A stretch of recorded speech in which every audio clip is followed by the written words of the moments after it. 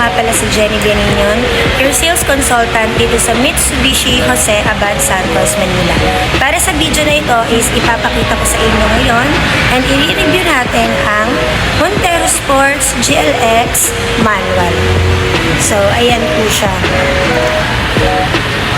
So, ito po ang ating Montero Sports na GLX manual.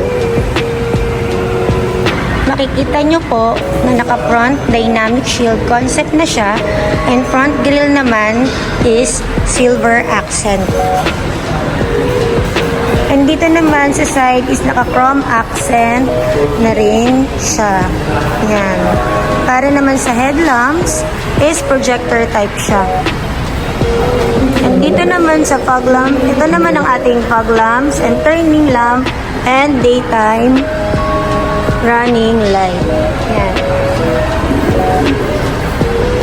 Yan. And kung makikita po ninyo is ito naman ang kanyang grill. Yan. Ito naman ang nakakapagbigay ng air intake ng engine para mas makahinga ang ating makina. Yan. Para mas makahinga siya ng mabuti. Naka 4 and 15 or 2 liters or inline dual overhead cam shock 15 bulb with BGT and MyBet technology. Yan. Ito yung responsible para makapagbigay ng magandang power yung output but lower fuel consumption. And syempre, lower exemption and emission na rin yan para sa ating Montero Sports na GLX manual. Para naman sa ating gulong ng Montero GLX is naka 18-inch alloy wheels and sa tires naman is naka-equip na rin siya ng Bridgerton tire. Size is 265/60. And para naman sa front, yung front and rear naman is naka-disc brake na po ito.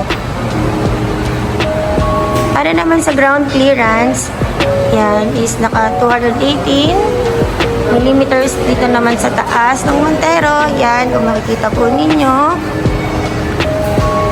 Yan is meron na siyang, equipped na siya ng roof rail with silver accent. And meron din siyang antena na shark fin. So, wala na po yung ating mga conventional na antena. And para naman po sa ating likod, yan. Ito naman po yung ating meron din po tayong 4 na sensors dyan. And ito naman ang ating tailgate. Yan is naka-chrome. Yan, naka-chrome type na rin siya. Chrome accent na rin ang ating rear ng Montero. Ito naman po yung ating rear combination light para sa ating Montero. So yan, kung makikita po ninyo is very attractive siya, especially sa gabi kapag naiilawan po. And yan. Meron din po tayong reverse.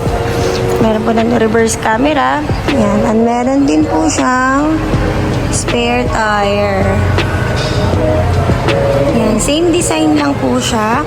Kung ano po yung nakita nyo kanina. Ito naman ang ating side mirror is integrated na rin dito ng yan, turn signal. So, yan po is papakita ko po sana sa inyo yung ating interior, yung loob ng Montero natin. Pero, problema is wala po siyang susi. So, yan po. Thank you po sa panonood.